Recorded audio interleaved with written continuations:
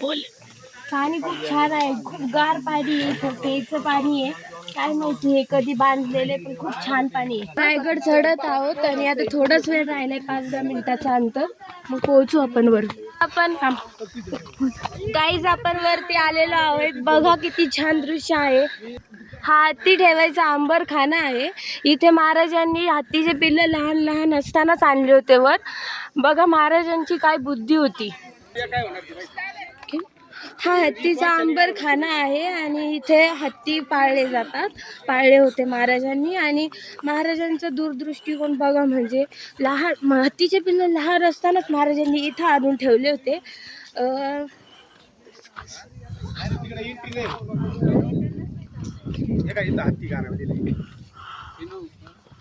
महाद्वारात आपण जेवून महाद्वारापर्यंत आलो.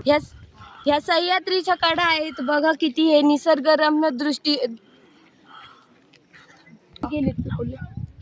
हा रायगडचा पूर्ण परिसर आहे. बघा हा रायगड बांधला हिरोजी इंदोरकर यांनी. आणि बघा एक किती डोकं वापरून हा रायगड बांधला असेल. गाईज आपण आता बाजारपेठेत चाललो आहे. बघा ही बाजारपेठ आहे, पूर्ण दगडी आहे. ते खूप टप्पे केलेले आहेत त्यांनी, खूप टप्पे आहेत. एका रूम मध्ये जवळपास 2-3 बाजार बसतील असे होते. हे आहे बाजारपेठेचे आतले दृश्य. आता आम्ही या ठिकाणी आलेलो आहोत. हे आहे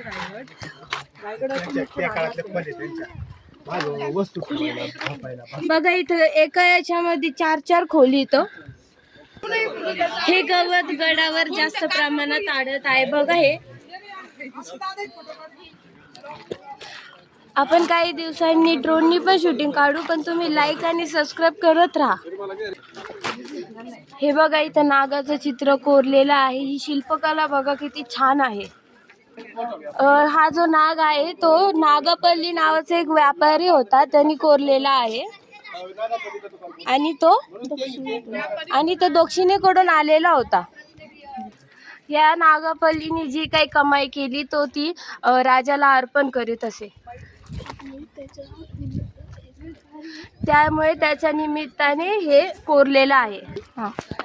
ह्या बाजारपेठेच्या सरळ गेलं आणि थोडंसं वळून जर गेलं ना तर तिकडं इथून बाजारपेठेतून सरळ गेलं आणि थोडंसं वळालं तर तिकडं एक मंदिर आहे महादेवाचं. आणि तिथं महाराजांच्या काळातही ते मंदिर होतं, पण जगदीश्वराचं मंदिर आहे ते.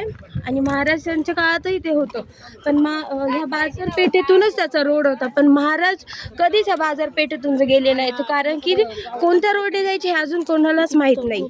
तो एक गुप्त रस्ता होता, कोणालाच अजूनही माहीत नाही. या आहेत सह्याद्रीच्या कडा. बघा किती छान दृश्य आहे हे.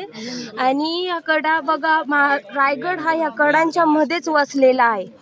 या कडा कपारीमुळे शत्रू कुठूनही हल्ला करू शकतच नाही. बघा ना तुम्हीच कसं काय करेल हल्ला.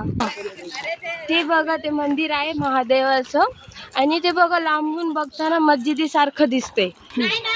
ते बघा मंदिर आहे महादेवाचं, पण ते लांबून बघा मस्जिदीसारखं दिसते. महाराजांचा दूरदृष्टिकोन बघा. शत्रूंनी हल्ला करू नये म्हणून ते मंदिर तसं बांधलं. जर शत्रूंना तसं नसतं बांधलं तर शत्रूंना लगेच समजलं असतं की इथं मंदिर आहे, लगेच त्याचा हल्ला झाला असता.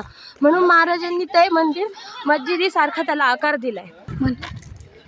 गाईज आता आम्ही तिकडे चाललो आहोत आणि मंदिराच्या समोरच महाराजांची समाधी सुद्धा आहे.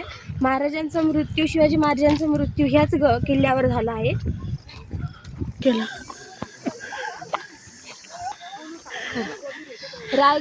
रायगड हा जो आहे किल्ला, महाराजांनंतर ब्रिटिशांनी याच्यावर हमला केला. आणि तो ब्रिटिशांनी भोरब्या नावाचा एक डोंगर होता त्याच्यावरून हा गड उडवला पूर्ण. नाहीतर आता याचं दृश्य खूप छान असतं. आपण समाधीत प्रवेश करत आहोत आणि मंदिर पण आहे इथं. हे मंदिराचं प्रवेशद्वार आहे. हे जगदीश्वराचं मंदिर आहे आणि हे त्याचं प्रवेशद्वार आहे.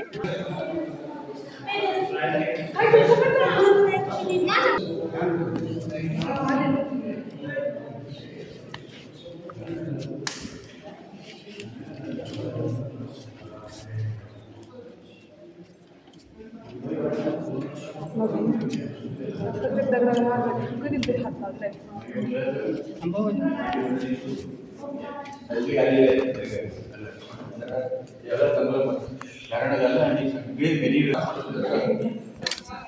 इथून आपण महाराजांची समाधीकडे जात आहोत आणि इथे एक वाघ्या नावाचा जे कुत्रा म्हणजे कुत्र्याचा एक पुतळा आहे.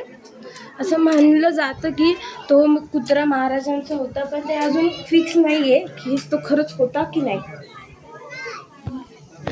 ही शिवाजी महाराजांची समाधी आहे. हा आहे वाघ्या कुत्र्याचा पुतळा.